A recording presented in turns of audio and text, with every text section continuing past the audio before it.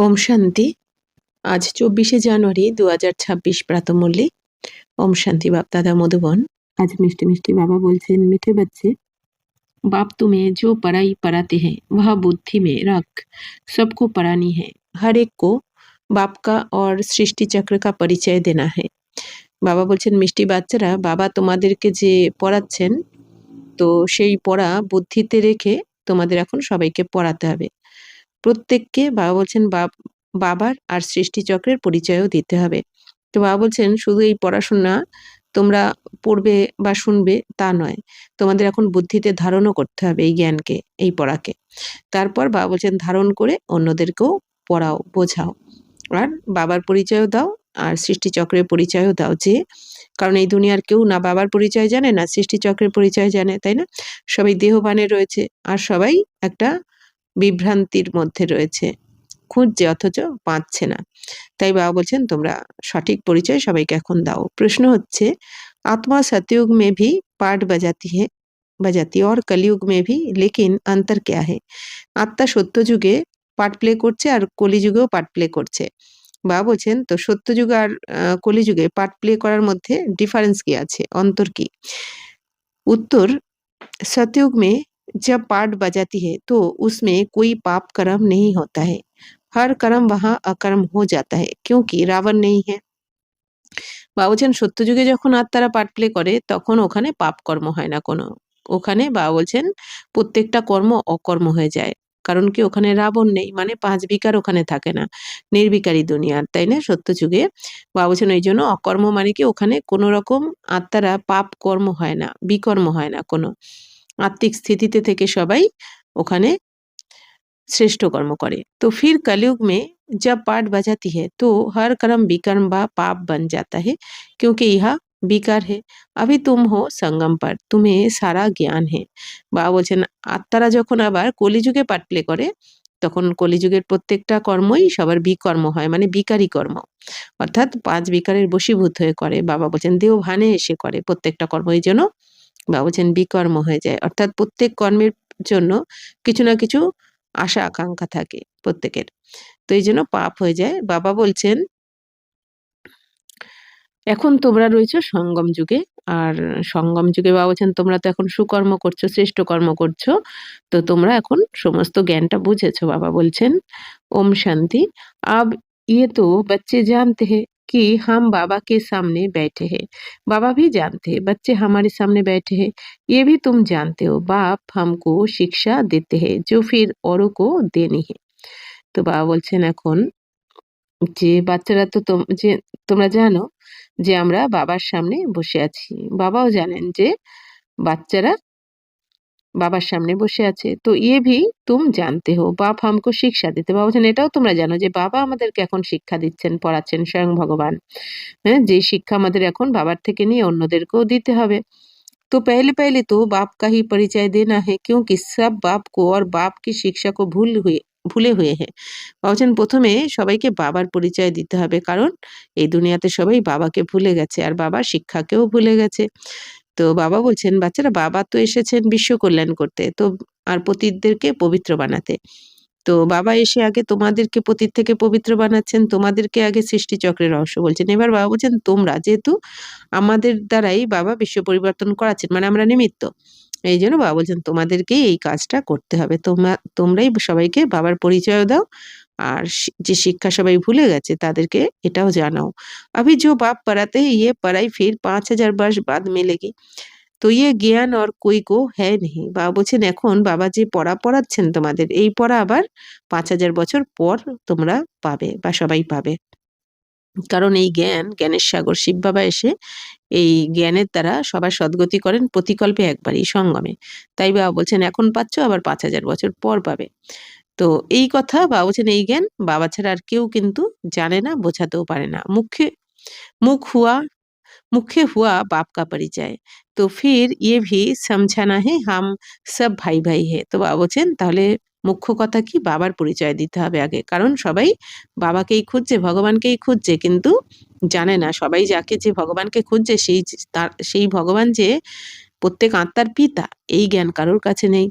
তো এই জন্য বাবা বলছেন যে আর সবাই যে মুক্তি চাইছে সেটা যে আত্মারই ঘর, নিজের ঘর, মুক্তিধাম বা শান্তিধাম, সেই জ্ঞানও কারো কাছে নেই। বাবা বলছেন যে এখন তো আমরা সব আত্মারা যে ভাই ভাই, এই জ্ঞানটাও সবাইকে এখন বোঝাতে হবে। সারি দুনিয়া কি जो सब आत्माएं हैं सब आपस में भाई भाई है, सब अपना मिला हुआ पाठ इस शरीर द्वारा बजाते हैं। বাবা বলছেন তো এখন সমগ্র দুনিয়াতে সমগ্র আত্মারা আমরা হচ্ছে নিজেদের মধ্যে কি ভাই ভাই, যেহেতু এক পিতার সন্তান, আমরা পরমাত্মার সন্তান প্রত্যেক আত্মা, সে সে হিন্দু মুসলিম খ্রিস্টান যেই হোক না কেন, বাবা বলছেন প্রত্যেক আত্মারাই আমরা এখন ভাই ভাই, যে যেখানেই থাকি না কেন। তো বাবা বলছেন এখন প্রত্যেক আত্মার মধ্যে প্রত্যেক আত্মারা যার যার নিজের পার্ট প্লে করছে, যে আত্মারা যেই পার্ট পেয়েছে বাবা বলছেন সেই আত্মারা তাদের এই শরীরের দ্বারা পার্ট প্লে করে যাচ্ছে। अब तो बाप आए हैं नई दुनिया में ले जाने के लिए जिसको स्वर्ग कहा जाता है। এখন বাবা এসেছেন আত্মাদেরকে নতুন দুনিয়াতে নিয়ে যাবেন, তো যেই দুনিয়াকে বলা হয় স্বর্গ, নতুন দুনিয়াকে স্বর্গ বলা হয় সত্যযুগকে। परंतु हम सब भाई पतित है, এক ভি পাওয়ার নেই, কিন্তু এখন তো আমরা আত্মারূপী ভাইরা সবাই পতিত হয়ে গেছি, কেউ পবিত্র নেই। সবই পতিতোं को पावन बनाने वाला है ही एक बाप। এবার এখন বাবা বলছেন সমস্ত পতিত আত্মাদেরকে কে পবিত্র করেন? স্বয়ং ভগবান। বাবা ছাড়া এই পবিত্র বানানোর ফর্মুলা কারোর কাছে জানা নেই। তো ইয়ে হ্যায় হি পতিত বিকারী ভ্রষ্টাচারী রাবণ কি দুনিয়া। তো বাবা বলছেন এই দুনিয়া তো এখন পতিত হয়ে গেছে, বিকারী, অর্থাৎ প্রত্যেকের মধ্যে প্রত্যেক আত্মারাই বিকর্ম করছে, পাপ কর্ম করছে, আর ভ্রষ্টাচারী রাবণের দুনিয়াতে রয়েছে। तो रावण का अर्थ ही है पांच विकार, স্ত্রী মেয়ে, পাঁচ বিকার পুরুষ মেয়ে। তো রাবণ মানে কি? বাবা বলছেন পাঁচ বিকার পুরুষের মধ্যেও, পাঁচ বিকার নারীর মধ্যেও। এই জন্য রাবণের যে ১০ মাথা দেখানো হয়, আমরা আগে অত ভালো করে হয়তো অনেকে খেয়াল করিনি। তো রাবণের ১০ মাথার মধ্যে ৫টা মাথা স্ত্রী আর ৫টা মাথা পুরুষের দেখানো হয়। তার মানে কি ৫ বিকার পুরুষের মধ্যেও রয়েছে এখন দুনিয়াতে, ৫ বিকার নারীর মধ্যেও। আবার রাবণের মাথার উপরে একটা গাধার মাথাও দেখানো হয়, আমরা যদি ছবিতে দেখতে পাই পিকচারে। তো রাবণের মাথার উপরে যে গাধার ছবিটা কেন দেখানো হয়? কারণ অর্থ হচ্ছে কি যে এত জ্ঞানীগুণী হওয়া সত্ত্বেও বিকারে যাচ্ছে। হ্যাঁ, রাবণ মানে এই যে ৫ বিকার রয়েছে, তো এত জ্ঞান থাকা সত্ত্বেও বিকারী। এইজন্য গাধার মাথা দেখানো হয়। তার মানে কি বোকা হলো না? তাই বাবা বলছেন যে তো বাবা বহুত সিম্পল রীতি সমঝাতে। তো বাবা তো কত সহজ করে বাচ্চাদেরকে বোঝাচ্ছেন এখন যে এই পতিতপনার জন্যই সবাই যে দুঃখী হয়ে গেছে, তাই না? ৫ বিকারের জন্যই সবাই এত দুঃখী। হ্যাঁ, কেউ কারো ভালো দেখতে পারে না এই দুনিয়াতে, বা কেউ যদি কারো যেচে উপকারও করতে আসে, এই দুনিয়া কি বলে কোনো মতলব আছে, তাই না? কেউ কারো। তো এই দুনিয়াতে বাবা বলছেন যে এই ৫ বিকারের কারণেই এত লড়াই ঝগড়া, হিংসা, মারামারি সবকিছু লেগে রয়েছে। तुम भी ऐसे समझा सकते हो। তো বাবা বলছেন তোমরাও এরকম সবাইকে বোঝাও। তো पहले पहले ये समझाओ हम आत्माओं का वह बाप है, हम सब ब्रदर्स है, पूछो ये ठीक है। তো বাবা বলছেন আগে তোমরা সবাইকে প্রথমে এটা বোঝাও যে আমরা সমস্ত আত্মারা হচ্ছি ভাই ভাই, আর আমাদের আত্মার পিতা হচ্ছেন স্বয়ং নিরাকার পরমপিতা পরমাত্মা, আত্মার পিতা। বাবা বলছেন যে এবার জিজ্ঞাসা করো যে এটা কি ঠিক, মানে সবাই মানছে কিনা আগে দেখতে হবে। তো লিখো হাম সব ভাই ভাই হে, তো हमारा बाप भी एक है, हम सब सोल्स का वह है सुप्रीम सोल्स, उनको फादर कहा जाता है। বাবা বলছেন তোমরা লিখে দাও যে আমরা আত্মারা ভাই ভাই, আমাদের বাবা হচ্ছেন একজনই। তো আমরা সবাই কি আত্মারা সোল, আর আমাদের বাবা হচ্ছেন সুপ্রিম সোল। তো আমরা আত্মার, আমাদের বাবা হচ্ছেন পরমাত্মা। আমাদের আত্মার পিতাও আত্মাই, কিন্তু বাবা যেহেতু উঁচুর থেকে উঁচুতে, সবার থেকে উপরে, বাবার উপরে আর কেউ নেই, এই জন্য বাবাকে কি বলে? পরমাত্মা। তো বাবা বলছেন যে ওনাকেই আমরা কি বলি? বাবা বলি। শিব বাবাকেই তো আমরা শিব বাবা বলছি, বা এই দুনিয়াও কি বলে? ভোলে বাবা বলে। আবার আমরা আত্মারা ভাই ভাই, শাস্ত্রেও লেখা রয়েছে হিন্দু মুসলিম শিখ ইসাই সব আপস মে ভাই ভাই। তো শাস্ত্রে কি লেখা রয়েছে? হিন্দু মুসলিম শিখ আর ইসাই মানে খ্রিস্টান সব নিজেদের মধ্যে ভাই ভাই। তো কিন্তু দেহের ধর্মের দিক থেকে তো আলাদা আলাদা আলাদা ধর্ম, তাহলে ভাই কোন দিক থেকে হলো না? আত্মার দিক থেকে, তাই না? এই জন্য বাবা বলছেন এটা সবাইকে আগে বোঝাও। ইয়ে পাক্কা পাক্কা বুদ্ধি মে বিঠাও তো সর্বব্যাপী আদি পেহেলে নিকাল যায়। বাবা বলছেন আগে সবাইকে পাক্কা ভাবে এই জ্ঞানটা আগে বোঝাতে হবে যে যে ভগবান সর্বব্যাপী নন, তাই না? সবাই তো কি বলে না, ভগবান সর্বব্যাপী, অর্থাৎ পরমাত্মা সবার মধ্যে রয়েছে, পরমাত্মা সবার মধ্যে নেই। বাবা বলছেন এইটা আগে বোঝাও সবাইকে। তো अल्फ पहले पढ़ना है, बोलो ये अच्छी रीति बैठे लिखो। বাবা বলছেন আগে আলফের সম্বন্ধে জানতে হবে, অর্থাৎ শিব বাবা পরমপিতা পরমাত্মা। তো এইটা আগে সবাইকে ভালোভাবে লিখতে হবে। আগে সর্বব্যাপী कहता था, अब समझता हूँ कि सर्वव्यापी नहीं है। যে আগে আমরা কি ভাবতাম, ভগবানকে বাবা শিব বাবাকে সর্বব্যাপী মানে সবার মধ্যেই ভগবান রয়েছে, কিন্তু এখন কি আমরা জানলাম যে বাবা সর্বব্যাপী নন। हम सब भाई भाई है, सब आत्माएं कहती है गॉड फादर परम पिता। पहले तो ये निश्चय बिठाना है कि हम आत्मा है, परमात्मा नहीं है। তো বলছেন সবাইকে আগে এটা ভালো করে বোঝাতে হবে যে আমরা আত্মারা সবাই ভাই ভাই। তো আত্মারাই বলে যে হে গডফাদার, তাহলে বাবা বলছেন হে গডফাদার বা গডফাদার বলে তো আত্মাকে বলতে পারে না। আমরাই যদি সমস্ত মানুষের মধ্যেই যদি ভগবান থাকবে, মানুষের মধ্যেই যদি ভগবান থাকে, ভগবান যদি সর্বব্যাপী হন, তাহলে তো আমরাই সবাই বাবা হয়ে গেলাম, তাই না? তো এই জন্য বাবা বলছেন না, বাবা তো একজনই, বাবা পরমধামে থাকেন, বাবা এখানে থাকেন না, পরমপিতা পরমাত্মা। তো বাবা বলছেন যে গডফাদার পরমপিতা পরমাত্মাকে বলা হয়, আর বাকি আমরা সমস্ত আত্মারা ভাই ভাই। তো এই নিশ্চয় আগে করতে হবে। तो ना हमारे में परमात्मा व्यापक है, सब में आत्मा व्यापक है। तो आत्मा शरीर के आधार से पाठ बजाती है, ये पक्का कराओ। বাবা বলছেন পরমাত্মা ব্যাপক নয়। বাবা বলছেন আমরা আত্মারা সবার মধ্যে ব্যাপক, অর্থাৎ কি আমরা আত্মারা সব মানুষের মধ্যে আত্মা রয়েছে, কিন্তু পরমাত্মা সমস্ত মানুষের মধ্যে নেই। পরমপিতা পরমাত্মা তো অজন্মা, তাই না? উনি তো জন্ম মৃত্যুর চক্রেই আসেন না, উনি তো উপরে থাকেন, পরমধামে থাকেন। তো আত্মা শরীর দ্বারা পার্ট প্লে করে, কিন্তু পরমপিতা পরমাত্মা জন্ম মৃত্যুর চক্রে আসেন না, উনি শরীর নেন না। तो अच्छा, फिर वह बाप सृष्टि के आदि मध्य अंत का ज्ञान भी सुनाते हैं, और तो कोई भी जानते नहीं कि इस सृष्टि चक्र की एज कितनी है। तो बाबा বলছেন যে আমাদের পরমপিতা পরমাত্মা শিব বাবা এই আদি মধ্য অন্তের জ্ঞানও আমাদের শোনান। এই আদি মধ্য অন্তের জ্ঞান শিব বাবা ছাড়া এই দুনিয়ার কেউ জানে না, কারণ বাবাই যেহেতু জন্ম মৃত্যুর চক্রে আসেন, এই জন্য বাবা সাক্ষী হয়ে দেখতে পারেন এই সমগ্র দুনিয়ার হিস্ট্রিকে, আদি মধ্য অন্তের জ্ঞানকে, এই জন্য বাবাই জানেন। তো তিনি এসে আমাদের শোনান। বাকি এই সৃষ্টিচক্রের জ্ঞান এই দুনিয়াতে কেউ জানে না। এই সৃষ্টিচক্রের কত আয়ু, 5000 বছর আয়ু, প্রতিটা যুগের আয়ু 1250 বছর করে, এই জ্ঞান কিন্তু এই দুনিয়াতে কারো নেই। बाप ही टीचर के रूप में बैठे समझाते हैं, लाखों वर्ष की तो बात ही नहीं। ये चक्र अनादि एक्यूरेट बनाया है, इसको जानना पड़े। তো বাবা বলছেন যে বাবা তো আমাদের টিচারও, তাই না? টিচারের রূপেও এসে আমাদের পড়াচ্ছেন, বাবা হয়ে আমাদের পালনা দিচ্ছেন, এই জ্ঞান গুণ শক্তি দিয়ে পালনা দিচ্ছেন। আবার টিচার হয়ে আমাদেরকে এই সৃষ্টিচক্রের জ্ঞান শোনাচ্ছেন, পড়াচ্ছেন। মানে কি? আত্মার জ্ঞান, পরমাত্মার জ্ঞান তো শিব বাবাই দিলেন, সৃষ্টিচক্রের জ্ঞান, কর্মের গতির জ্ঞান, তারপর এই দুনিয়ার হিস্ট্রি জিওগ্রাফি বাবাই বসে পড়াচ্ছেন আমাদের। তো বাবা বলছেন তো লাখ লাখ বছরের কথা নয়। বাবা বলছেন এই ড্রামা অনন্ত অনাদি, অর্থাৎ কি এই 5000 বছর ধরে যে ড্রামাটা চলছে, এটা বাবা বলছেন কবে থেকে শুরু হয়েছে সেটাও বলা যাবে না, আর কবে শেষ হবে সেটাও বলা যাবে না। কোটি কোটি বছর ধরে চলেই আসছে আর চলতেও থাকবে। তো বাবা বলছেন এই ড্রামা অ্যাকুরেট, একদম সঠিক বানানো রয়েছে, এখানে কোনো ভুল নেই এই ড্রামাতে। তো এই ড্রামাকেও ভালো করে জানতে হবে। সত্যযুগ ত্রেতা পাস্ট হয়ে নোট করো। তো বাবা বলছেন সত্যযুগ ত্রেতা তো পাস্ট হয়ে গেছে, অর্থাৎ এখন তো সত্য ত্রেতা নেই, এখন তো কলিযুগ। তো এটা নোট করতে হবে। উসকো কাহা যাতা है স্বর্গ और সেমি স্বর্গ। বাবা বলছেন সত্য যুগে বলা হয় সম্পূর্ণ স্বর্গ, আর ত্রেতাকে বলা হয় সেমি স্বর্গ। যেহেতু সত্যযুগ 16 কলা সম্পন্ন থাকে, সবাই 100% পবিত্র, আর সেমি স্বর্গ মানে ত্রেতাতে সবার আত্মাদের কলা কম হয়ে যায়, মানে কোয়ালিটি কম হয়ে যায়। তো যাহা দেবী দেবতাও কা রাজ্যে চলতা হে ওহা 16 কলা বা 14 কলা, মানে 16 কলা হচ্ছে সত্যযুগ, আর 14 কলা মানে 2 ডিগ্রি কম হয়ে যায় আত্মার কলা ত্রেতাতে।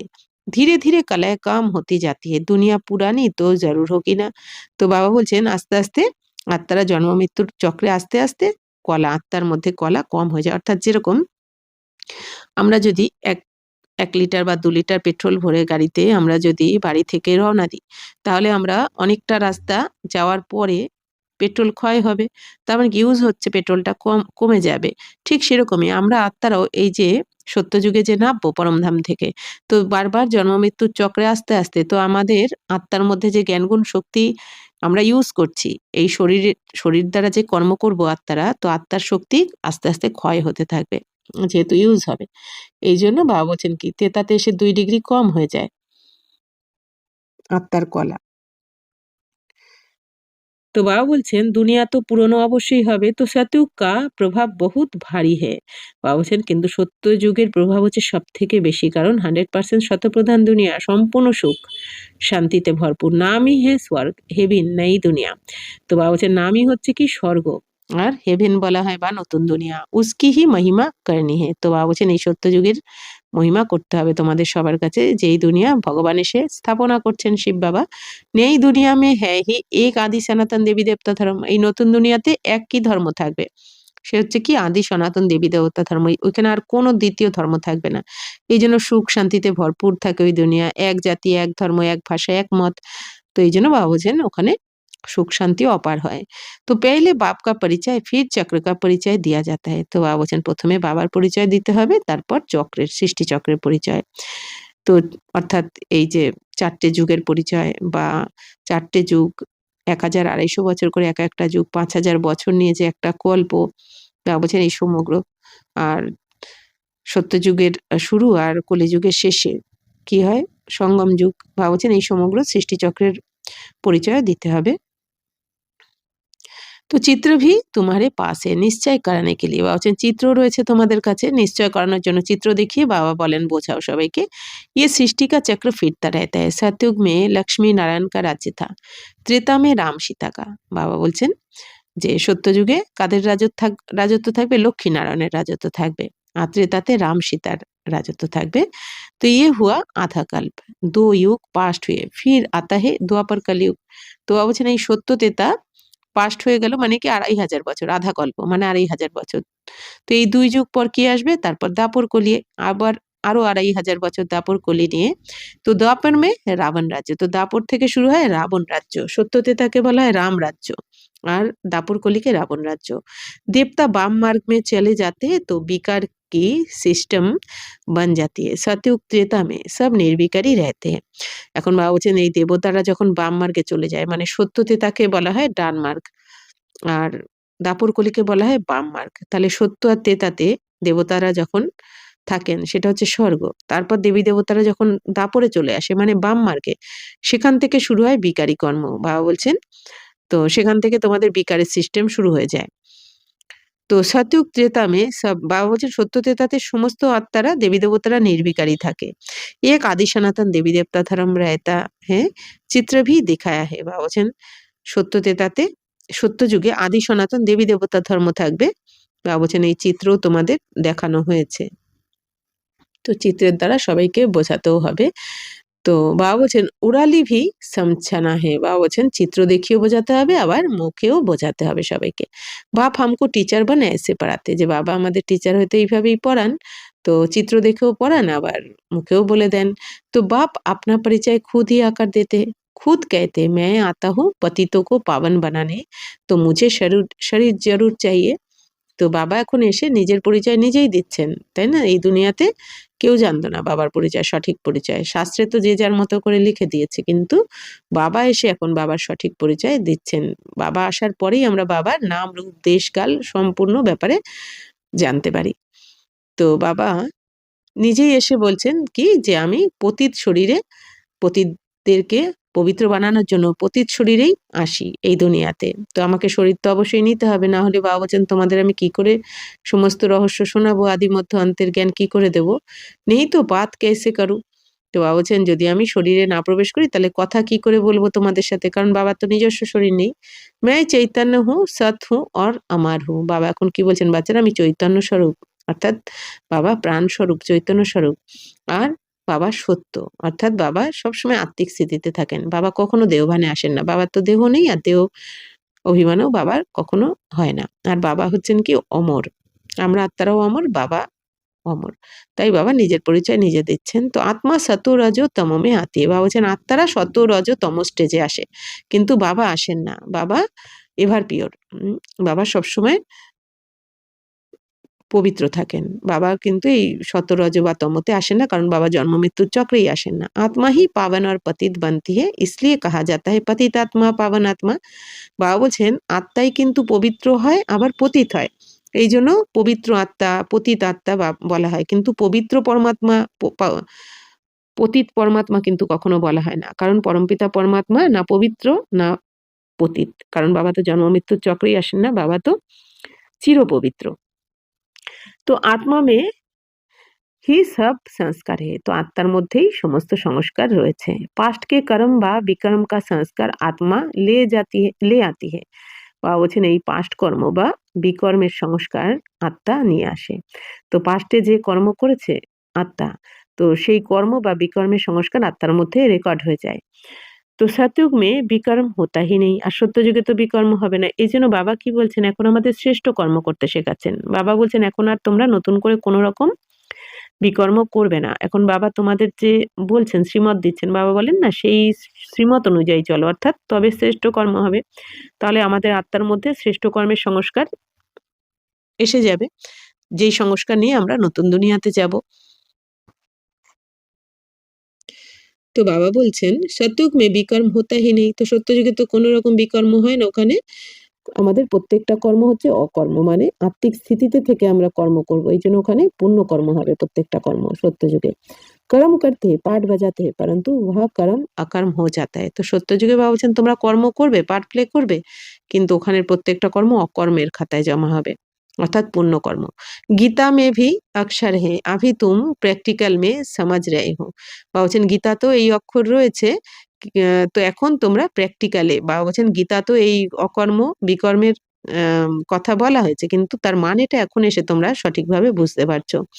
জানতে হো বাবা আয়া হুয়া হে পুরানি দুনিয়া কো বদলনে নই দুনিয়া বানানে, এখন তোমরা জেনেছো যে বাবা এসেছেন পুরানো দুনিয়াকে বদলে নতুন দুনিয়া বানাতে, এখন এসেছেন বাবা। जहाँ कर्म अकर्म हो जाते हैं उसको ही सतयुग कहा जाता है, और फिर जहाँ सब कर्म विकर्म होते हैं उसको कलयुग कहा जाता है। তো বাবা এসে কি বলছেন, যেখানে প্রত্যেকটা কর্মকে অকর্ম বলা হয় তাকে বলা হয় সত্যযুগ, আর যেখানে প্রত্যেক কর্ম বিকর্ম হয়ে যায় তাকে কি বলা হয় কলিযুগ। তো অর্থাৎ এই কলিযুগে সমস্ত কর্মই বিকর্ম। তো তুম আভি হো সঙ্গম পার, এখন বাবা বলছেন তোমরা বাচ্চারা তো সঙ্গম যুগে রয়েছো, ঈশ্বরীয় সন্তান তোমরা এখন। বাবা দোনো তরফ কি বাত সমঝাতে, বাবা বলছেন দুদিকের কথাই বাবা বোঝাচ্ছেন। তো সতयुग त्रेता तो है पवित्र दुनिया वहाँ कोई पाप होता नहीं, তো বাবা কি বলছেন সত্য त्रेता পবিত্র দুনিয়া, ওখানে পাপ হয় না। जब रावण राज्य शुरू होता है तभी पाप होते हैं, আর যখন রাবণ রাজ্য শুরু হয় দাপর থেকে, বাবা বলছেন তখন পাপ শুরু হয়, অর্থাৎ দেহবানে এসে তোমরা কাম ক্রোধ লোভ মোহ অহংকারের বশীভূত হয়ে যাও। বা বিকার কা নাম নেহি হোতা, ওখানে বিকারের নাম থাকে না সত্য ত্রেতাতে। চিত্র তো সামনে হ্যাঁ রাম রাজ্য আর রাবণ রাজ্য, বাপ সমঝাতে হে ইয়ে পড়াই হ্যাঁ, তো বাবা বলছেন এটা হচ্ছে পড়াশোনা তোমাদের। তো বাপকে সিবায় और कोई नहीं जानता, তো এই জ্ঞানকে বাবা ছাড়া আর কেউ জানে না, এই জন্য বাবাকেই আসতে হয় আমাদের কাছে পরমধাম ছেড়ে এই জ্ঞান শুনিয়ে আমাদের পবিত্র বানানোর জন্য। ये पढ़ाई तो तुम्हारी बुद्धि में रहनी चाहिए, बाप भी याद आता है चक्र भी बुद्धि में ये आ जाता है, বাবা বলছেন বাচ্চারা এই পড়াশোনা এখন তোমাদের বুদ্ধিতে থাকা উচিত। তো বাবাও তোমাদের স্মরণে রয়েছে আর চক্র তোমাদের বুদ্ধিতে এসে গেছে এখন, মানে চক্রের জ্ঞানও তোমরা বুঝে গেছো। सेकंड में सब याद आ जाता है वर्णन करने में देरी लगती है उनके इनके 3 फाउंडेशन है, তো বাবা বলছেন যে যে সেকেন্ডে সমস্ত জ্ঞান তোমরা বুঝে গেছো। তো বাবা বলছেন শুধু বর্ণনা করতেই দেরি লাগে, বাকি তোমরা এখন বুঝে গেছো। তো झाड़ ऐसा होता है बीज और झाड़ সেকেন্ড মে ইয়াদ আ যায়েঙ্গে, তো বাবা বলছেন ঝাড় তো এরকম, হ্যাঁ বীজ আর ঝাড় সেকেন্ডে বাবা বলছেন স্মরণে এসে যায়, অর্থাৎ বীজকে এখানে আমাদের পরমপিতা পরমাত্মা, আর এই সমগ্র 5000 বছরের যে ঝাড় বাবা বলছেন মনুষ্য সৃষ্টিরূপী যে ঝাড়, বাবা বলছেন এটা তো সেকেন্ডে তোমরা এখন বুঝে যাও। ये बीज फलाने झाड़ का है ऐसे इनसे फल निकलता है, ये बेहद का मनुष्य सृष्टि रूपी झाड़ कैसे है इनका राज तुम समझाते हो। বলছেন এই দুনিয়াতে যেমন কোনো বীজ দেখিয়ে তো তার ঝাড়ের সম্বন্ধেও বলে দেওয়া যায় যে এই বীজটা লাগালে কোন ফল ফলবে বা কোন গাছ হবে, ঠিক সেরকমই বাবা বলছেন যে এখন এই অসীম জগতের মনুষ্য সৃষ্টিরূপী ঝাড় কিরকম, বাবা বলছেন এই জ্ঞান তো এখন তোমরা বুঝে গেছো, তো তোমরাই সবাইকে এখন বোঝাবে। तो बच्चों को सारा समझाया है आधा कल्प डिनास्टी कैसे चलती है, फिर रावण राज्य होता है, तो जो सतयुग त्रेतावासी है वही द्वापरবাসী बनते हैं। তো বাবা বলছেন বাচ্চারা এখন তোমাদের তো সবকিছু বাবা বুঝিয়েছেন যে আধা কল্প ডিনাস্টি কিভাবে চলে, মানে 2500 বছর এই স্বর্গ কিভাবে চলে বাবা বলছেন তোমাদের বুঝিয়েছে। আবার 2500 বছর রাবণ রাজ্য কিভাবে চলে, এই সবকিছু বাবা বলছেন তোমরা এখন জানো। তো সত্যযুগ ত্রেতাবাসী 2500 বছর, আবার দাপর কলিযুগবাসী হচ্ছে 2500 বছর। কিভাবে হয়? তো এই ঝাড় তো আস্তে আস্তে বাড়তে থাকে, মানে পরমধাম থেকে যত আত্মারা এই নিচে নামতে থাকে সৃষ্টিচক্রে, তত এই ঝাড়ও কি হয়, বৃদ্ধি পেতে থাকে। আধা কল্পকে বাদ রাবণ রাজ্যে হতা হয় বিকারি বান যাতে, বা বলছেন আধা কল্প মানে 2500 বছর পর, সত্যতেতার পরে রাবণ রাজ্য শুরু হয়ে যায় দাপর থেকে, আর সবাই বিকারি হয়ে যায়। বাপ সে জো বর্ষা মিলা বা আধা কল্প চালা, তো বাবার থেকে তোমরা যে উত্তরাধিকার পেয়েছো এখন, সেটা তোমাদের 2500 বছর চলে। 2500 বছর বাবা বলছেন কেউ লুট করতে পারে না তোমাদের থেকে, মানে সত্যতেতাতে। तो आधा कल्प के बाद रावण राज्य होता है बिकारी बन जाते हैं बाप से जो वर्षा मिला वह आधा कल्प चला। তো বাবা বলছেন আধা কল্প পরে, মানে বাবা বলছেন এই দাপর থেকে তখন তোমরা সবাই বিকারি হয়ে যাও, আর বাবার থেকে যে উত্তরাধিকার পেয়েছো সেটা তোমাদের আধা কল্প অবধি চলে ভালো মতন। নলেজ শোনাকার বর্ষা দিয়া ভাব প্রালব্ধ ভোগী অর্থাৎ সত্যযুগ ত্রেতা में সুখ পায়া। বাবা বলছেন যে বাবা তো নলেজ জ্ঞান শুনিয়ে, বাবার সত্য পিতা এসে সত্য জ্ঞান শুনিয়ে আমাদের এই উত্তরাধিকার দিয়েছিলেন। তো মানে এই স্বর্গের উত্তরাধিকার বাবা বলছেন, তো সেই প্রালব্ধ তোমরা ভোগ করেছো, স্বর্গের প্রালব্ধ ভোগ করেছো, অর্থাৎ সত্য তেতাতে তোমরা সুখ পেয়েছো। তো অর্থাৎ তাহলে সত্য তেতা যুগের সুখ আমাদের কে দিয়েছেন? বাবা দিয়েছেন জ্ঞানের দ্বারা। উসকো সুখ ধাম সতযুগ কাহা যাতা হ্যায়। বাবা বলছেন তা ওই যুগটাকে কি বলা হয়? বাবা বলছেন সত্য যুগ, সুখ বা সুখধাম বলা হয় প্রথমে। তো वहाँ দুঃখ होता ही नहीं। তো বাবা বলছেন এই সৃষ্টিতে সবার প্রথমে যে সত্যযুগ থাকবে তাকে সুখধাম বলা, ওখানে দুঃখের নাম নিশানা থাকে না। দুঃখ শব্দ কি তাই কেউ জানবে না। कितना सिंपल समझाते বাবা বলছেন কত সহজ করে বাবা বোঝান। एक को समझाते हो या बहुतों को समझाते हो तो ऐसे अटेंशन देना चाहिए। বাবা বলছেন একজনকেই বোঝাও বা 10 জনকে, বাবা বলছেন এইভাবে অ্যাটেনশন রেখে বাবা বলছেন বোঝাও সবাইকে। অ্যাটেনশন রাখতে হবে তোমাদের। तो समझता समझता है हाँ हाँ कर करता है बोलो নোট करते जाओ कोई शंका हो तो पूछना। তো বাবা এখন কি বলছেন যে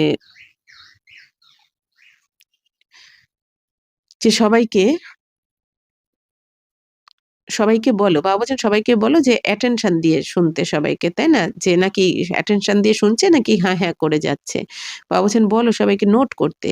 তো আর যদি কারো কোনো রকম শঙ্কা থাকে তো অবশ্যই জিজ্ঞেস করতে সংকোচ থাকলে। তো जो बात कोई नहीं जानता वह हम समझाते। বাবা বলছেন যে, যে কথা অন্যরা কেউ জানে না বা বলে না সেটা তোমরা সবাইকে বুঝিয়ে দিচ্ছ, কারণ তোমরা জেনেছো জ্ঞানকে। तुम कुछ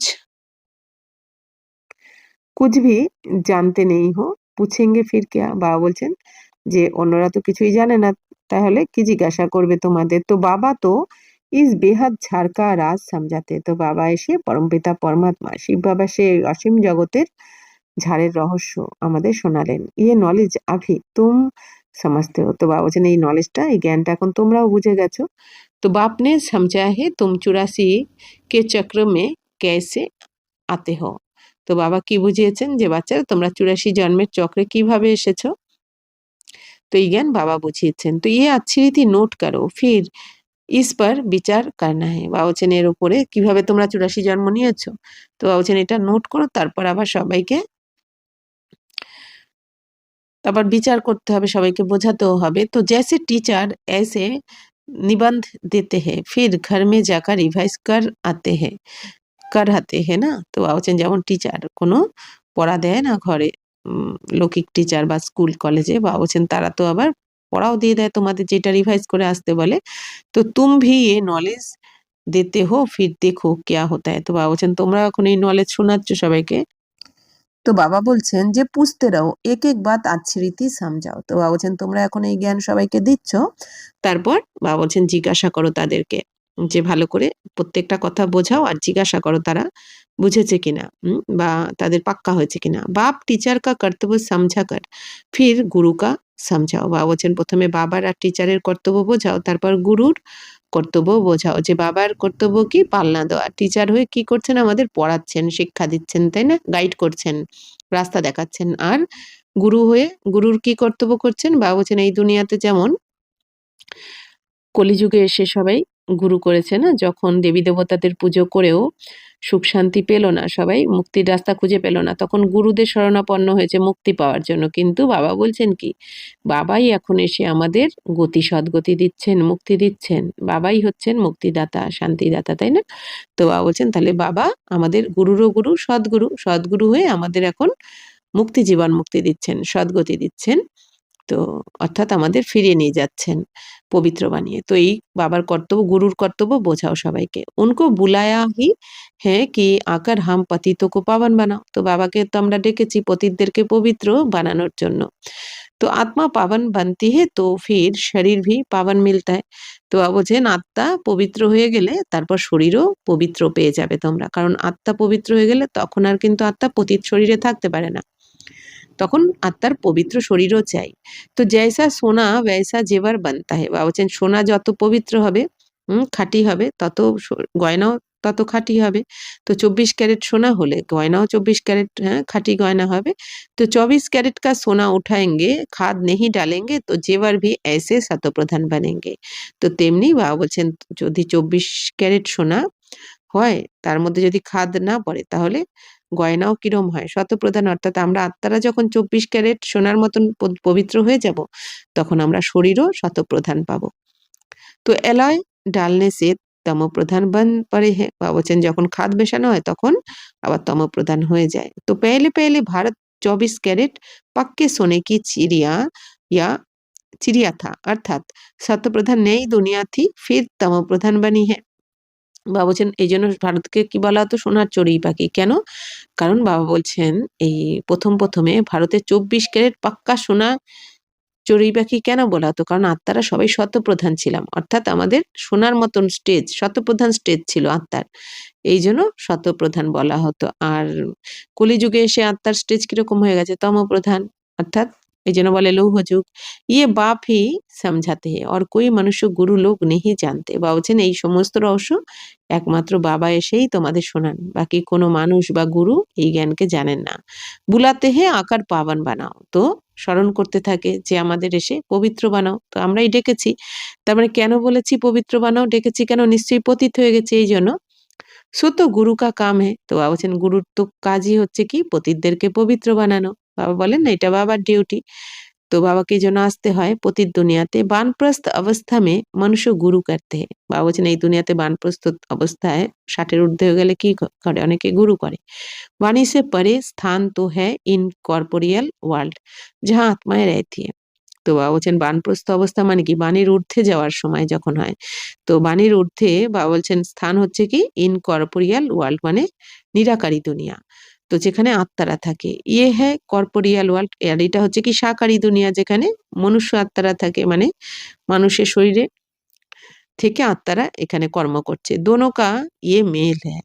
তো ওয়াহা তো শরীর হ্যায় নেই। বাবা বলছেন নিরাকারী দুনিয়াতে পরমধামে শরীর তো থাকে না। বাহা কোই কর্ম নেহি হোতা হ্যায়, ওখানে তো কর্ম হয় না, শরীরও থাকে না, এই জন্য কর্ম হয় না। তো বাপ মেয়ে তো সারি নলেজ है। তো বাবার মধ্যে তো সমগ্র জ্ঞান রয়েছে, এই জন্য বাবা এসে সমগ্র জ্ঞান আমাদের শোনাচ্ছেন, আর আমরাও এটা জেনে বুঝে অন্যদেরকে শোনাচ্ছি। তো ড্রামা প্ল্যান অনুসার উनको कहा ही जाता है নলেজফুল। তো বাবাকে ড্রামার প্ল্যান অনুযায়ী কি বলা হয়? জ্ঞান, নলেজফুল বলা হয়, তাই না? বাবা হচ্ছেন জ্ঞানের সাগর। वह चैतन्य सत चित आनंद स्वरूप होने के कारण उनको नॉलेजफुल कहा जाता है। তো বাবাই হচ্ছেন কি সচ্চিদানন্দ, মানে চৈতন্য স্বরূপ বাবা, বাবা সত্য স্বরূপ, আর বাবা আনন্দ স্বরূপ। তো এই জন্য বাবাকে নলেজফুলও বলা হয়। বুলাতে ভি হ্যাঁ হে পতিত পাবন নলেজফুল শিব বাবা, উনকা নাম সदैव শিব হ্যাঁ। তো বাবাকে ডাকাও হয় পতিত পাবন নলেজফুল শিব বাবা, অর্থাৎ বাবার নাম হচ্ছে সবসময় শিব। অর্থাৎ কি আমাদের যেমন শরীরের নাম, শরীরের উপর আমাদের নাম পড়ে, তেমনি বাবার নামটা হচ্ছে আত্মার নাম। বাবার তো শরীর নেই, বাবার আত্মার নামই হচ্ছে শিব। तो बाकी आत्माएं सब आती है पाठ बजाने, তো ভিন ভিন নাম ধারণ করতে হে। বলছেন সমস্ত আত্মারা যারা পরমধাম থেকে এই দুনিয়াতে পার্ট প্লে করতে আসে, তো সেই আত্মাদের নাম বিভিন্ন নাম থাকে।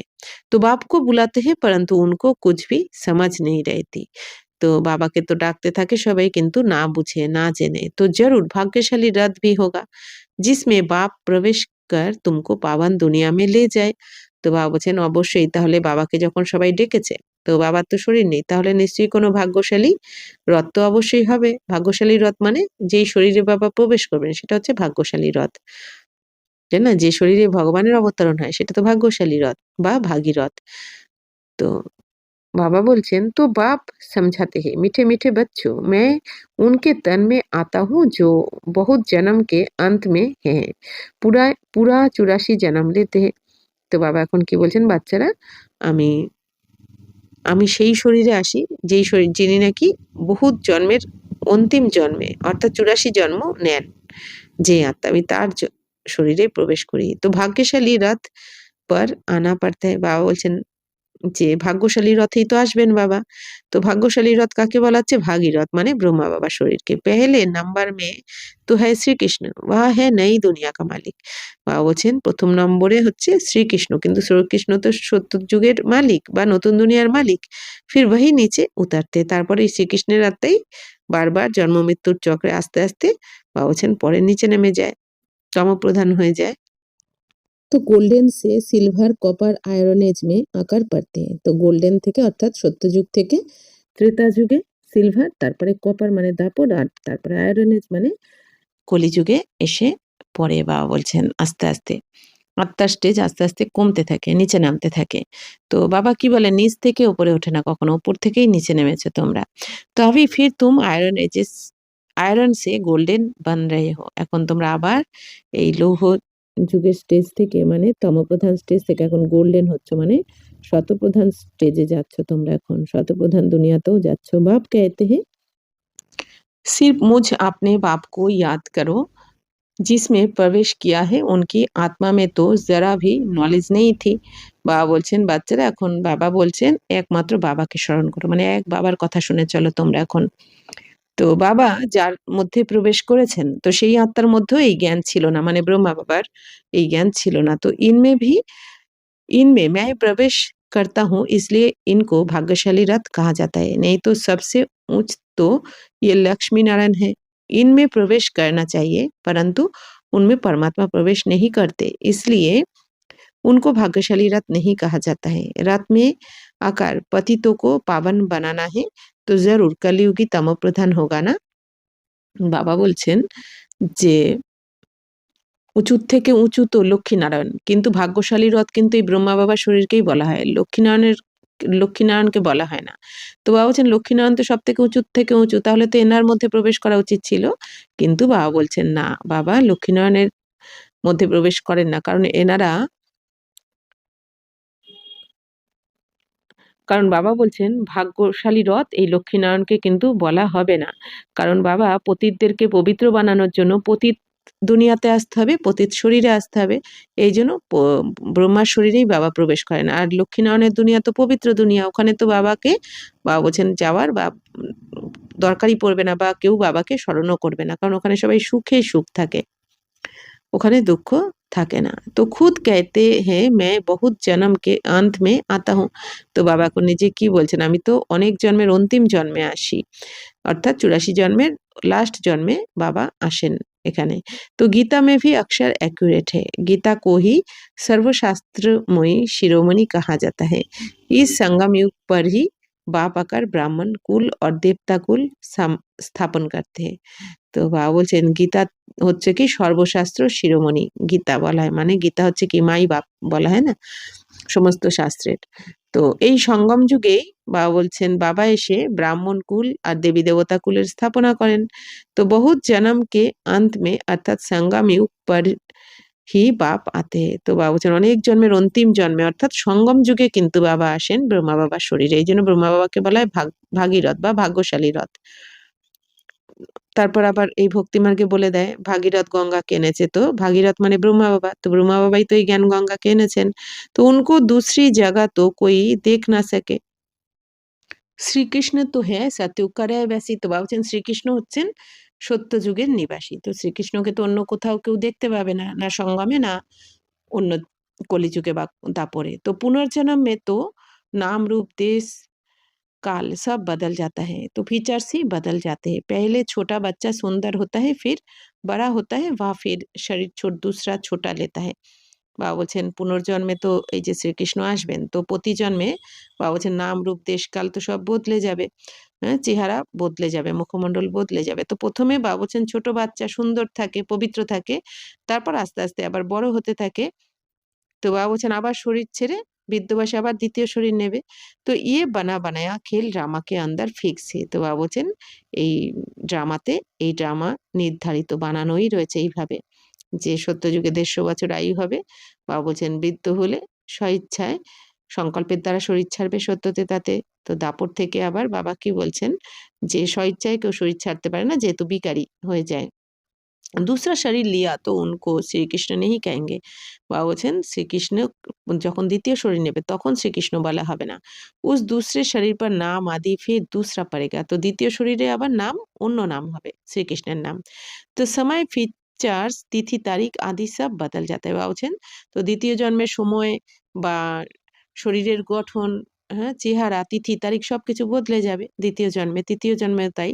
তো ওয়ার্ল্ড की हिस्ट्री ज्योग्राफी হুবহু রিপিট कहा जाता है। তো বাবা বলছেন এই দুনিয়ার হিস্ট্রি জিওগ্রাফি হুবহু রিপিট বাবা বলেছেন। অর্থাৎ কি, তাহলে ৫,০০০ বছর আগে শ্রীকৃষ্ণ যেইভাবে, যেইখানে, যেই স্থানে, যেই নাম রূপে এসেছিলেন, তো এখন নতুন কল্পেও, নতুন সত্যযুগেও আবার সেই নাম রূপেই আসবেন। তো এই যেহেতু হুবহু রিপিট হচ্ছে, তো ये ड्रामा रिपीट होता रहता है, सतो रजो तमो में आना ही है। তো এই ড্রামা তো হুবহু রিপিট হতেই থাকে। তো বাবা বলছেন বাচ্চারা শত রজ তম স্টেজে তো তোমাদের আসতেই হয়। তো সৃষ্টি কা নাম, युग का नाम सब बदलते रहते हैं। বাবা বলছেন এই সৃষ্টির নাম বদলাতে থাকে, যুগের নাম বাবা বলছেন সবকিছু বদলাতে থাকে আস্তে আস্তে। अभी ये है संगम युग, मैं आता ही हूँ संगम पर। তো বাবা বলছেন এখন হচ্ছে সঙ্গম যুগ, আর আমি প্রতিকল্পের সঙ্গমেই আসি, এসে বাচ্চাদের সাথে মিলিত হই। मैं तुमको सारी दुनिया की हिस्ट्री ज्योग्राफी सत्य बताता हूँ, आदि से लेकर अंत तक और कोई भी জানতা হি নেহি। বাবা এখন বলছেন আমি এসে এই সৃষ্টির সমগ্র আদি থেকে অন্ত সমস্ত রহস্য, হিস্ট্রি জিওগ্রাফি তোমাদেরকে এখন বাবাই বলছেন। বাকি এই দুনিয়ার কেউ কিন্তু এই সৃষ্টির আদি মধ্য অন্তের জ্ঞানকে জানে না। सतयुग की आयु कितनी थी ये पता ना होने कारण लाखों वर्ष कह देते हैं, अभी तुम्हारी बुद्धि में सब बातें हैं। বাবা বলছেন দেখো বাচ্চারা, সত্যযুগের আয়ু কত সেটা এই দুনিয়ার কেউ জানে না বলে লাখ লাখ বছর বলে দেয়। तो अभी तुम्हारी बुद्धि में सब बातें हैं, तुम्हें अंदर में ये पक्का करना है कि बाप बाप टीचर सदगुरु है, जो फिर से शतप्रधान बनने के लिए बहुत अच्छी युक्ति बताते बताते हैं। বাবা বলছেন বাচ্চারা এখন তোমাদের বুদ্ধিতে তো সমস্ত জ্ঞান রয়েছে, যে যুগের আয়ু কত, তাই না? এই কল্পের আয়ু ৫,০০০ বছর, আর যুগের আয়ু ১২৫০ বছর করে, লাখ লাখ লাখ বছর নয়। কারণ কি, বাবা বলছেন এই ৫,০০০ বছরের জ্ঞানই বাচ্চারা মনে করতে পারছে না, তাহলে লাখ লাখ বছর হলে কি মনে তো কখনোই পড়তো না, তাই না? তো বাবা এসে যে এই যুক্তি বলছেন আমাদের, আর বাবা হচ্ছেন কি, বাবা আমাদের বাবাও টিচারও আবার সদ্গুরু। তো আবার আমাদেরকে শতপ্রধান হওয়ার জন্য বাবা এসে যুক্তি বলছেন। তো এই সমস্ত বাবা বলছেন তোমরা আগে বুঝে অন্যদেরকে বোঝাও। গীতা মে ভি হ্যাঁ, দেশ এই দেহ কে সব ধর্ম ছোড় আপনে কো আত্মা সমঝো। বাবা বলছেন গীতাতেও রয়েছে এই দুনিয়াতে যে দেহের সহিত দেহের সমস্ত ধর্মকে ছেড়ে এখন নিজেকে আত্মা মনে করো। তো वापिस अपने घर जरूर जाना है। এখন বাবা কি বলছেন যে ঘরে তো ফিরতেই হবে তোমাদের, নিজের ঘরে, কারণ এখন নাটক সম্পূর্ণ হচ্ছে 84 জন্মের नाटक। भक्ति मार्ग में कितनी मेहनत करते हैं भगवान पास जाने के लिए, तो वह है मुक्ति धाम, कर्म से मुक्त। तो हम इनकॉर्पोरियल दुनिया में जाकर बैठते हैं। তো বাবা বলছেন যে ভক্তি মার্গে কত পরিশ্রম করে তারা, কত মেহনত করে ভগবানের কাছে যাওয়ার জন্য, ভগবানকে পাওয়ার জন্য। তো বাবা বলছেন ওটা হচ্ছে মুক্তিধাম, মানে শান্তিধাম, মুক্তিধাম বা পরমধাম। কর্মের ওখানে কোনো কর্ম চলে না, অর্থাৎ ওখানে তো শরীর নেই। তো ওটা হচ্ছে নিরাকারী দুনিয়া। বাবা বলছেন ওখানে গিয়ে আত্মারা বসে যায়। তো পাঠধারী ঘর গয়া তো পাঠ সে মুক্ত হুয়া। তো পাঠধারী আত্মারা যখন ঘরে ফেরে মুক্তিধামে, শান্তিধামে, তখন পাঠ থেকে মুক্ত হয়ে যায়। তো সব চাহতে হে হাম মুক্তি পায়। তো এই দুনিয়াতে সবাই কি চায়, আমরা মুক্তি পেয়ে যাই। সবাই তো চায় কর্মবন্ধন থেকে যাতে মুক্তি পাই, এই দুঃখ কষ্টের, হ্যাঁ, জীবন থেকে যাতে মুক্ত হই আমরা। তো মোক্ষ তো কিসকো মিল না সকে, ইয়ে ড্রামা অনাদি অবিনাশী। বা বলছেন মোক্ষ লাভ কিন্তু কারোর হয় না। মানে মোক্ষ লাভ মানে কি, এই দুনিয়াতে সবাই ভাবে, অনেকে মনে করে কি আমি এই জন্ম মৃত্যুর কষ্ট থেকে মুক্তি পেয়ে যাব, মানে মোক্ষ লাভ করলে আর আসতে হবে না। তো বাবা বলছেন, তো এই ড্রামা তো অবিনাশী বানানোই রয়েছে, তো মুক্তি লাভ কিন্তু এখানে কেউ পায় না। তো বাবা কি বলেন, বাবারও তো মোক্ষ লাভ হয় না, না? বাবাও তো মুরলিতে কি বলেন যে বাবাকেও তো 100 বছরের জন্য আসতে হয়। তো বাবাই মোক্ষ পান না, তো অন্য আত্মারা কি করে পাবে? এটা এর আগে এক মুরলিতে বাবা বলেছিলেন। বাবা বলছেন এই ড্রামা অনাদি অবিনাশী, অর্থাৎ কমসে কম 1 বছরের জন্য হলেও কিন্তু কোন আত্মাকে এই দুনিয়াতে আসতেই হবে পার্ট প্লে করতে। সম্পূর্ণ মুক্তি বা মোক্ষ লাভ কেউ পায় না।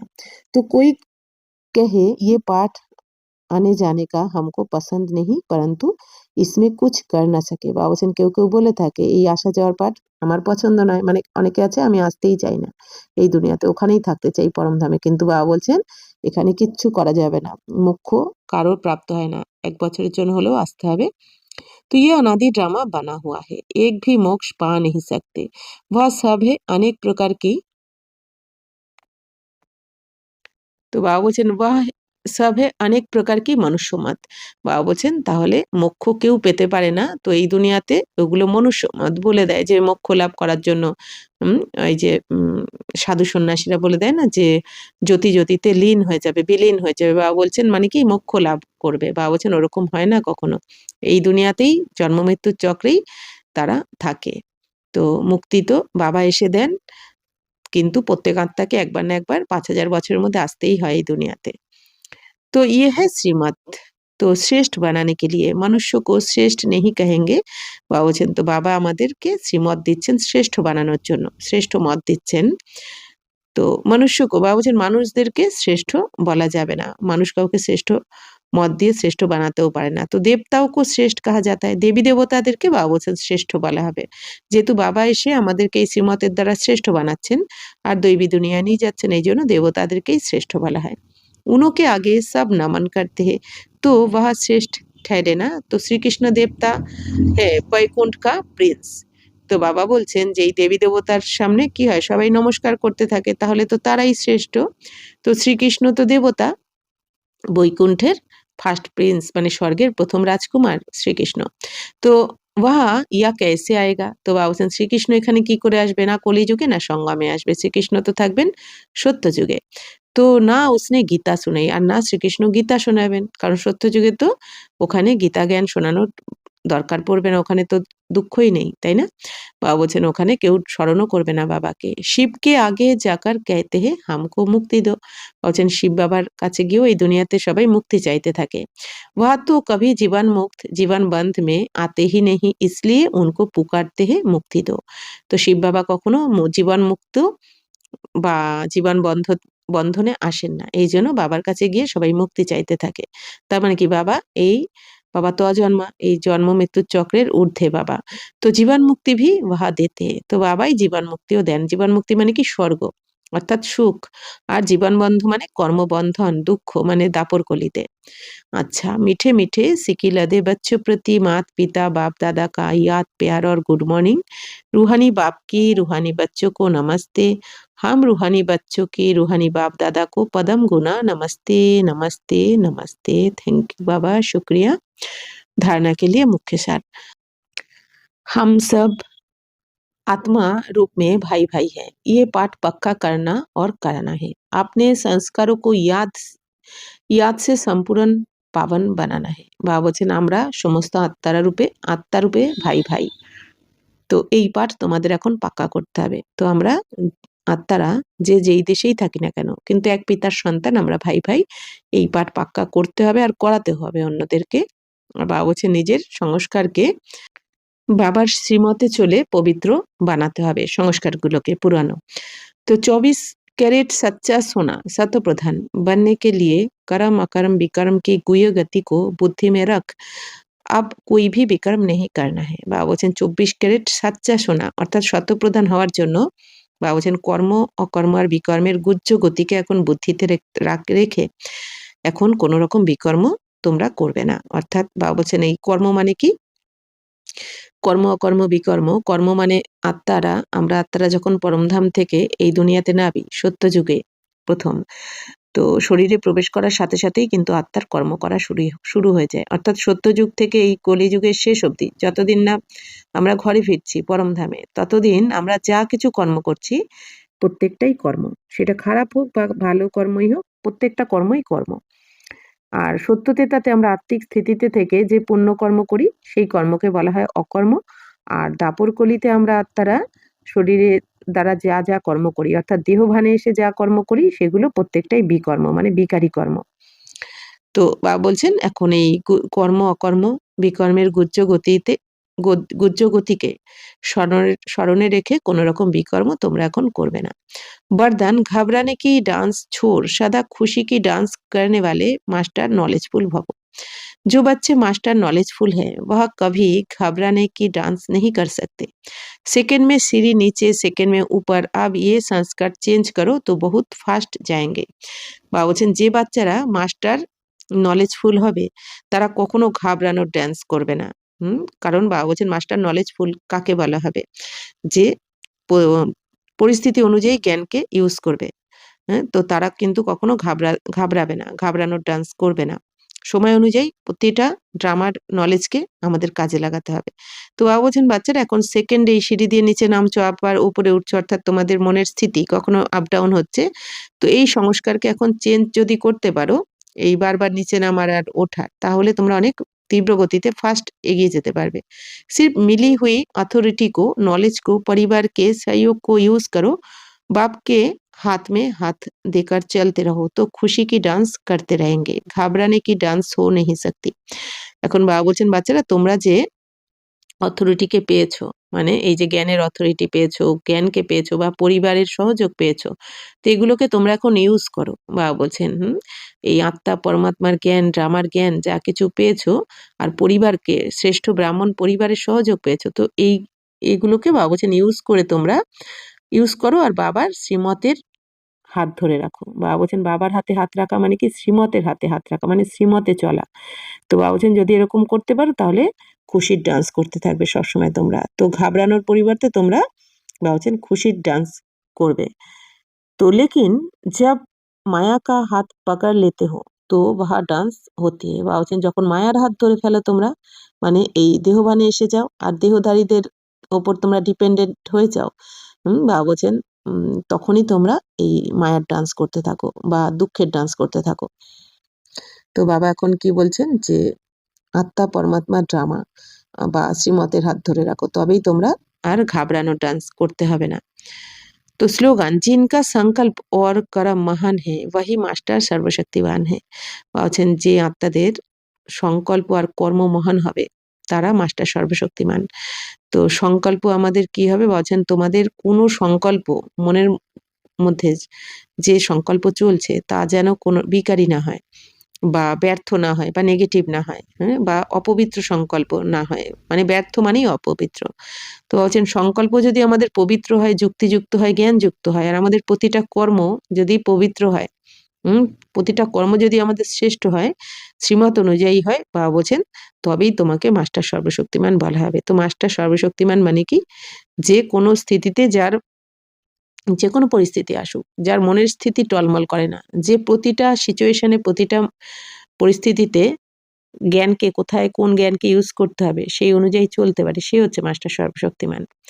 अव्यक्त इशारे इस अव्यक्ति मास में बंधन मुक्त रहे जीवन मुक्त स्थिति का अनुभव करो। मास्टर त्रिकालदर्शी बनकर हर कर्म हर संकल्प करो बा वचन बोलो तो कोई भी कर्म व्यर्थ বা অনর্থ वाला नहीं हो सकता। বা বলছেন মাস্টার ত্রিকালদর্শী হয়ে বা বলছেন প্রত্যেকটা কর্ম প্রত্যেকটা সংকল্প করো বা তোমরা কথা বলো, তাহলে কোনো কর্ম তোমাদের ব্যর্থ হবে না বা অনর্থ होते पारबे ना। तो त्रिकालदर्शी अर्थात साक्षीपन की स्थिति में स्थित होकर इन कर्मेंद्रियों द्वारा कर्म करेंगे तो कर्म के वशीभूत नहीं होंगे। सदा कर्म और कर्म के बंधन से मुक्त बन अपनी ऊंची स्टेज को प्राप्त कर लेंगे। এখন বাবা বলছেন বাচ্চারা তোমরা ত্রিকালদর্শী হয়ে অর্থাৎ সাক্ষী দ্রষ্টার স্থিতিতে স্থিত হয়ে বাবা বলছেন তোমরা কর্মেন্দ্রিয়ের দ্বারা কর্ম করো। অর্থাৎ ত্রিকালদর্শী মানে কি, এই ড্রামার রহস্যকে, আদি মধ্য অন্তের রহস্যকে জানতে হবে, যে যা কিছু হয়েছে ড্রামাতে, যা কিছু হয়েছে কল্যাণকারী, আমার কর্মের হিসাব যুক্ত হয়েছে, যা হচ্ছে বর্তমানে সেটাও কল্যাণকারী, কারণ আমারই কার্মিক অ্যাকাউন্ট যুক্ত হচ্ছে, আর যা হবে সেটাও অনেক অনেক ভালোর জন্য হবে। তো বাবা বলছেন এরকম ত্রিকালদর্শীর স্থিতিতে সেট হয়ে তোমরা কর্ম করো বা দেখো তোমরা, তাহলে তোমাদের প্রত্যেকটা সংকল্প আর বাণী শ্রেষ্ঠ হবে, অনর্থ হবে না বা ব্যর্থ হবে না। তো বাবা বলছেন, তো তোমাদের কর্মেন্দ্রিয়গুলো বাবা বলছেন কি বশীভূত হবে না, কোনো কর্মের বশীভূত হবে না তোমাদের কর্মেন্দ্রিয়, যদি তুমি সাক্ষী দ্রষ্টার স্থিতিতে স্থিত হয়ে দেখো। বাবা যেমন সাক্ষী দ্রষ্টা হয়ে দেখেন যে ড্রামাতে কেউ কোনো ভুল করছে না, প্রত্যেক আত্মা যে যেই পার্ট পেয়েছে সে সেই পার্টই প্লে করছে, প্রত্যেক প্রত্যেক আত্মার স্ক্রিপ্টে যা আছে সে তো সেটাই বলবে সেটাই করবে, তাই না, কর্ম অনুযায়ী যে যার পার্ট পেয়েছে। তো বাবা বলছেন এরকম সাক্ষী দ্রষ্টার স্থিতিতে সেট হয়ে যাও। তো সদা করম আর করমকে বন্ধন সে, তাহলে বাবা বলছেন প্রত্যেকটা কর্ম আর কর্মের বন্ধন থেকে তোমরা তাহলে মুক্তি পেয়ে যাবে, তোমরা আর উঁচু স্টেজে প্রাপ্ত করবে, অর্থাৎ তোমরা তোমাদের আত্মিক স্থিতি অনেক উঁচুতে চলে যাবে। ওম শান্তি।